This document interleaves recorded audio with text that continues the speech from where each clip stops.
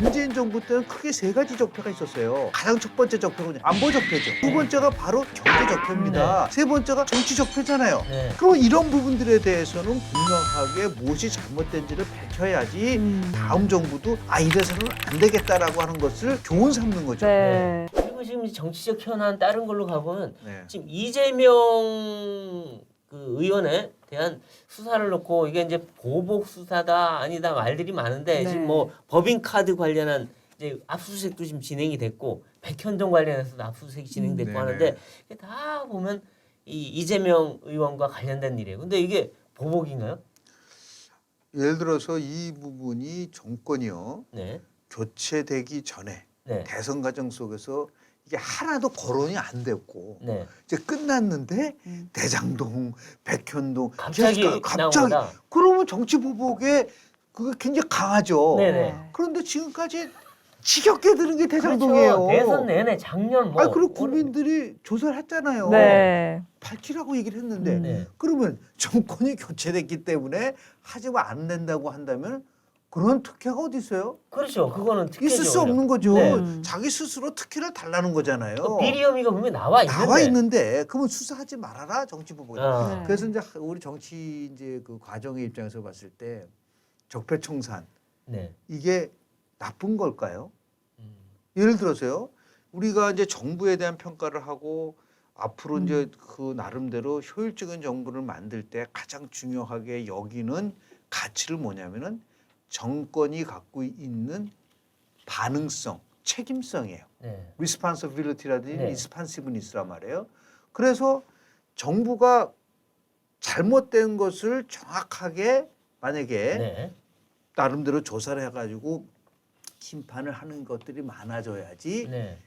다음 정권들도 정신 차린다는 겁니다. 그렇죠. 그렇죠. 네. 네. 그게 보이지 않는 네. 우리가 그 기능주의에서 얘기하는 잠재적 기능, 레이턴트 펑션이거든요. 네. 그러니까 지금 생각해 보세요. 문재인 정부가 자꾸만 정치 보복이라고 얘기를 하지만 본인들이 2017년도에 들어와서 제일 많이 한 게 적폐 수사예요. 네. 그럼 그 당시에 그렇다고 해서 국정농단에 대해서 수사하라는 거를 당시에 조사를 해보면 많은 국민들이 실은 찬성했었어요. 네. 네. 근데 본인들이 정치 보복이라고 하면은 2017년도 박근혜 이명박 전 정권에 있는 인사들에 대한 수사는 다 정치 보복인가요? 그거 선언하고 얘기하라 이거예요. 맞아요. 그렇지 맞아요. 않잖아요. 네. 잘못한 부분에 대해서 수사를 할 수 있도록 됐고 그 수사를 안 하면 그것도 직무유기예요. 네. 그럼 문재인 정부 때는 크게 세 가지 적폐가 있었어요. 가장 첫 번째 적폐가 안보 적폐죠. 네. 국정적으로 해서 대한민국의 안보를 김정은한테 그렇죠. 맡길 정도로 네. 지금도 우리 서해에서의 피살 사건도 적폐 맞아요. 아닌가요? 맞아요. 네. 그런 두 면이 번째가 있어요. 바로 우리가 얘기하는 경제 적폐입니다. 소득 주도 성장이라는 잘못된 정책과 부동산 정책 때문에 얼마나 많은 사람들이 그렇죠. 고통을 받고 일자 이러느냐. 네. 세 번째가 정치 적폐잖아요. 네. 울산 개입, 도, 네. 탈원전 이런 것들은 정치 적폐란 네. 말이에요.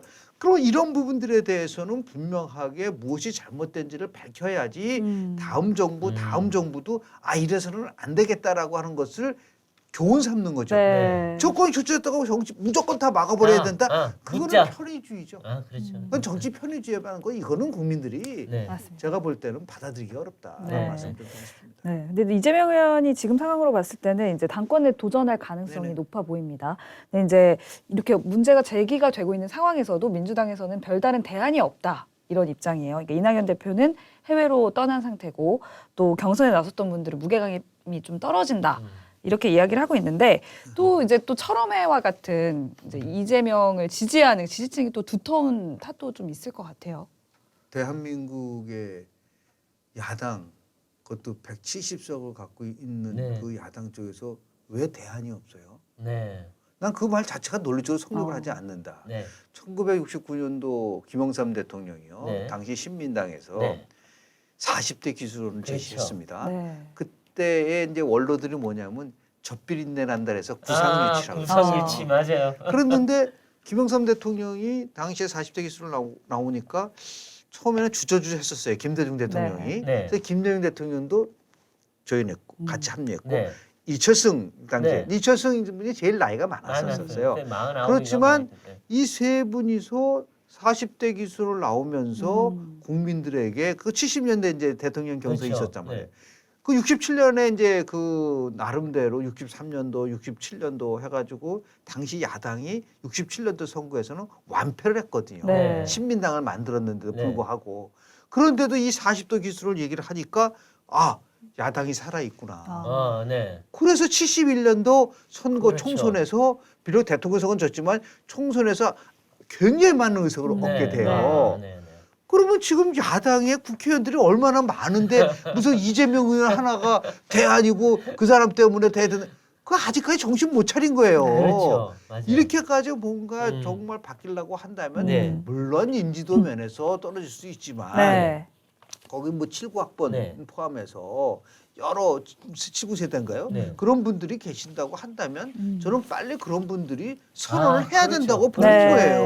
네. 그런데 그렇지 않고 자기네들이 계속 침묵하고 있고 네. 그냥 바깥에서만 뭐 세대 교체론 얘기한다는 거는 제가 볼 때는 음. 야당 의원들이 어떤 면에서 봤을 때는 나약하다. 아, 네. 그렇죠. 그거는 자기네 스스로 자기네 당을 죽이는 아. 거예요. 네.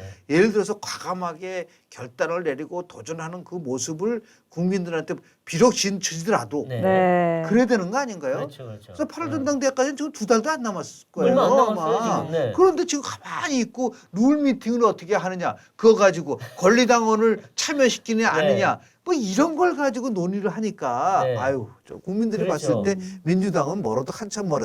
그러니까 정당 지지율이 떨어지는 거예요. 그렇죠. 근데 보니까 이게 이재명 의원 같은 경우는 자기에 대한 수사에 이 수사가 좁혀오니까 이 의원 방탄만 갖고는 안 될 것 같고, 그러니까 대표 방탄이 또 필요하다 해서 아. 아마 당 대표 선거에 나가려는 것 같은데 이 당 대표 선거에 당 대표가 서로 된다고 하면 수사를 막을 수 있고 방탄이 될 수 있는 건가요? 그게 득이 될까요? 아니 어떤 예를 거예요? 들어서 만약에 그렇게 됐을 경우 당 네. 대표가 됐는데 수사를 했어요. 네, 그래서 이런 경우가 생길 수 있지 않습니까? 체포영장을 발부했어요. 네. 어떻게 할 거예요 그러면은? 그러면 이제 민주당이 전부 다 그걸 다 막나요? 그다 나서서 방탄을 또 해달라고 하겠죠. 그럴 본인은. 순간 이제 민주당은 죽는 거라 이거예요. 아하. 아, 이재명 국민들이 봤을 살리기 때, 위해서 방탄하면. 이재명 살리기 위해서 방탄하는데 국민들이 좋아할 사람이 누가 있어요? 그래서 본인 네. 스스로도 면책특권을 포기한다고 했었잖아요 대선 과정 속에서. 네, 그런 얘기는 그런 했지만 얘기를 했었지만은 실제 안 해요. 실제는 안 하게 되면은 아 결국 민주당은 이재명을 하나 살리기 위해서 네, 아니 노무현과 김대중 대통령의 정신을 계승하는 정당이라면서요. 네. 그러면 거기에 걸맞게끔 네. 그리고 얘기하는 공정, 정의, 네. 인권 그렇게 강조했었던 건데 나는 그래서 지금 뭐 많은 분들은 이재명 지금 이제 의원이 8월 전당대회에 나올 거라고 얘기를 하고 있지만 조금 나름대로 현명하다고 한다면 아, 네. 지금 나올 이유가 아무것도 없는 거예요. 그렇지 일반적으로는 그래요. 왜냐하면 기억나시죠? 2012년도 총선 전에 네, 2011년도에 당시에 한나라당의 당 대표는 홍준표 대표였었습니다. 아, 네. 근데 디도스 사건이 터지면서 어떻게 됐죠? 결국은 총선을 앞두고 박근혜 비대위 체제가 들어오잖아요. 아, 그렇죠. 네. 그래서 박근혜 비대위가 공천부터 모든 것을 다 한 거와 네. 마찬가지로 지금이 아니라 2024년도 4월까지면은 내년에 무슨 일이 벌어질지는 몰라요. 네, 네.